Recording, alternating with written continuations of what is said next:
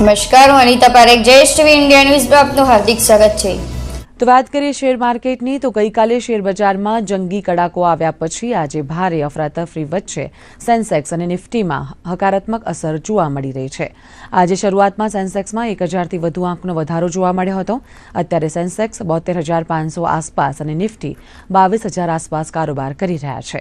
આજે FMCG, pharma, auto સેક્ટરમાં નવી ખરીદી નીકળતા તેજી જોવા મળી રહી છે, જ્યારે પીએસયુ બેંક, એનર્જી અને રિયલ્ટી સેક્ટરમાં ઘટાડો જોવા મળી રહ્યો છે।